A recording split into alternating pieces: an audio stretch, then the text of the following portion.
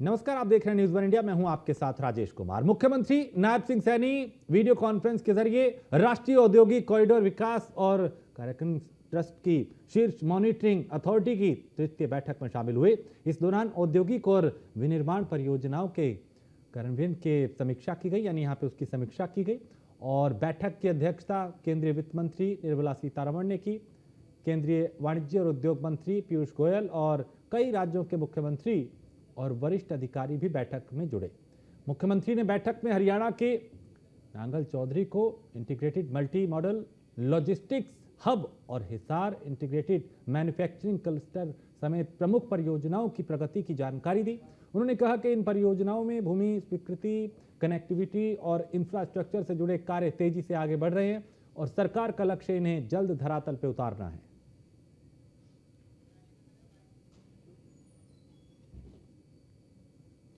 तो मुख्यमंत्री ने यहां समीक्षा की।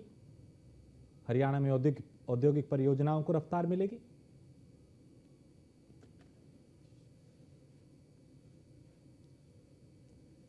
नांगल चौधरी लॉजिस्टिक हब की प्रगति की भी समीक्षा मुख्यमंत्री ने की और उनकी कोशिश है कि हरियाणा को विकास के पथ पे कैसे तेजी से ले जाया जाए। चाहे यहाँ के उद्योग धंधे हों, यहाँ के युवाओं को रोजगार देने की बात हो, उन्हें सशक्त बनाने की बात हो, आत्मनिर्भर करने की बात हो, हरियाणा में इंफ्रास्ट्रक्चर को बेहतर बनाने की बात हो।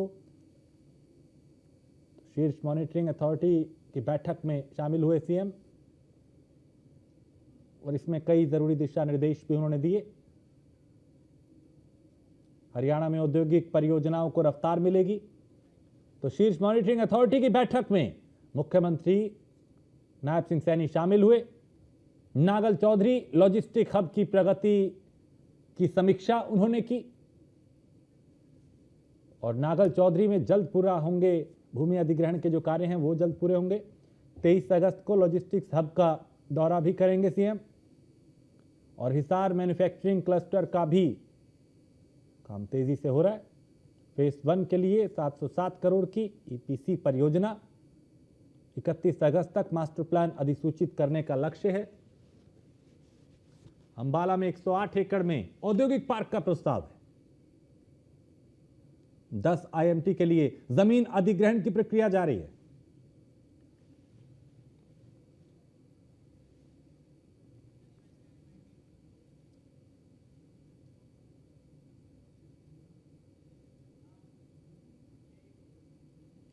हरियाणा में बिजली व्यवस्था को मजबूत करने के लिए सरकार ने बड़ा फैसला लिया। मुख्यमंत्री नायब सिंह सैनी की अध्यक्षता में हरियाणा निवास में हुई हाई पावर्ड परचेज कमेटी की बैठक में बिजली नियमों के लिए 26,161 ट्रांसफार्मर की खरीद को मंजूरी दी गई।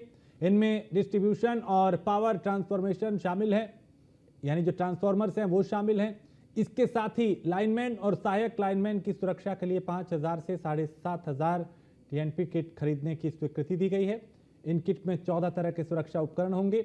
वहीं कई बिजली घरों में 81 करोड़ रुपए की लागत से जीआईएस बे के निर्माण को भी मंजूरी मिली। मुख्यमंत्री ने कहा कि सरकार का लक्ष्य प्रदेश में निर्बाध बिजली आपूर्ति सुनिश्चित करना है। साथ ही बिजली कर्मचारियों की सुरक्षा को भी प्राथमिकता दी जा रही है।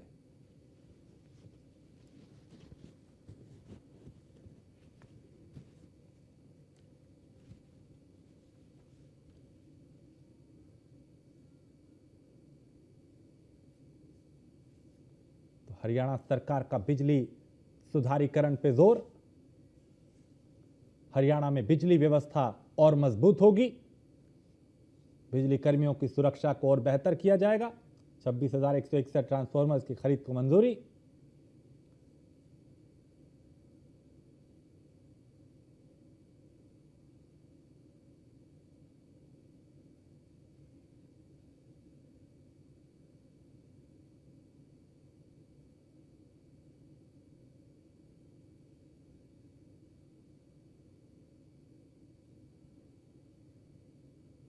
तो हरियाणा में बिजली व्यवस्था और मजबूत होगी।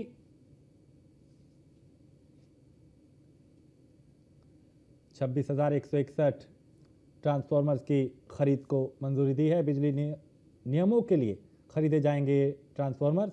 लाइनमैन की सुरक्षा के लिए भी बड़ा फैसला लिया गया। 5,000 से 7,500 टीएनपी किट खरीदी जाएंगी। सुरक्षा किट में होंगे 14 जरूरी उपकरण।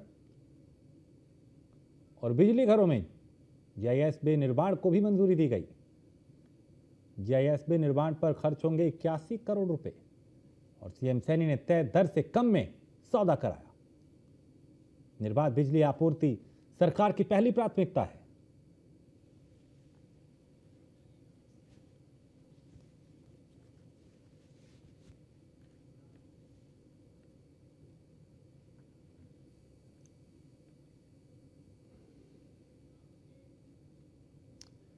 क्रिकेट के मैदान से बड़ी और गौरव बढ़ाने वाली खबर सामने आई। भारतीय बल्लेबाज और विकेट कीपर ऋषभ पंत ने टेस्ट क्रिकेट में शानदार उपलब्धि अपने नाम की है। ऋषभ पंत टेस्ट क्रिकेट में 100 छक्के लगाने वाले पहले भारतीय क्रिकेटर बन गए हैं। पंत की इस ऐतिहासिक उपलब्धि पर हरियाणा के मुख्यमंत्री नायब सिंह सैनी ने उन्हें बधाई और शुभकामनाएं दी और लिखा, शाबाश पंत। भारत के आक्रामक बल्लेबाज एवं wicket keeper Rishabh Pant test cricket में 100 छक्के लगाने वाले पहले भारतीय क्रिकेटर बन गए हैं। इस शानदार उपलब्धि के लिए उन्हें हार्दिक बधाई एवं शुभकामनाएं। आपकी ये उपलब्धि देश के युवा खिलाड़ियों में नया जोश और आत्मविश्वास जगाए। आप इसी तरह अपने शानदार प्रदर्शन से देश का मान बढ़ाते रहें, यही मंगल कामना है।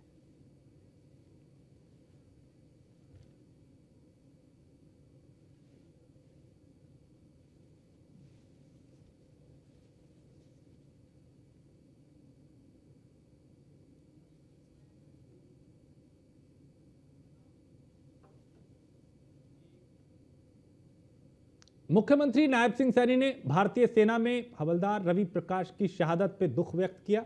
चरखी दादरी के सपूत भारतीय सेना के हवलदार रवि प्रकाश का बेंगलुरु में प्रशिक्षण के दौरान शहादत का समाचार अत्यंत दुखद है, ये उन्होंने लिखा। और देश की सेवा में दिया गया उनका सर्वोच्च बलिदान सदैव स्मरण किया जाएगा। ईश्वर दिवंगत को शांति दे और शोक संतप्त परिवार को इस कठिन समय में प्रबल जो संबल है, जो ताकत है, जो हिम्मत है, वो प्रदान करें।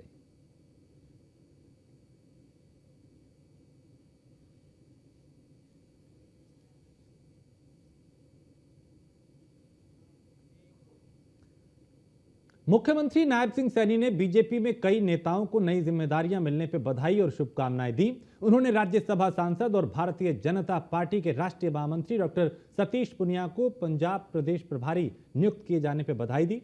वहीं राज्यसभा सांसद और राष्ट्रीय कार्यालय प्रभारी तरुण चुग को गुजरात का प्रभारी और राष्ट्रीय महामंत्री और राज्यसभा सांसद विनोद तावड़े को उत्तर प्रदेश का प्रभारी बनाए जाने पर शुभकामनाएं दी। बीजेपी के राष्ट्रीय मंत्री जगदीश पटेल को उत्तर प्रदेश का सह प्रभारी नियुक्त किए जाने पर बधाई दी और उन्होंने कहा कि सभी नेताओं के अनुभव और समर्पण से संगठन को नई मजबूती मिलेगी।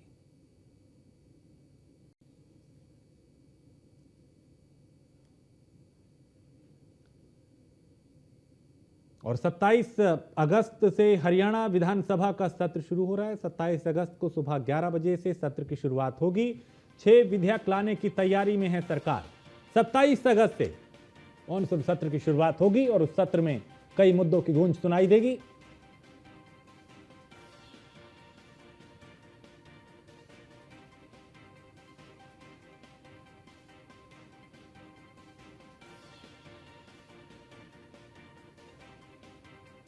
तो 27 अगस्त को सुबह 11 बजे सत्र शुरू होगा और उस सत्र में 6 विधेयक लाने की तैयारी है सरकार की।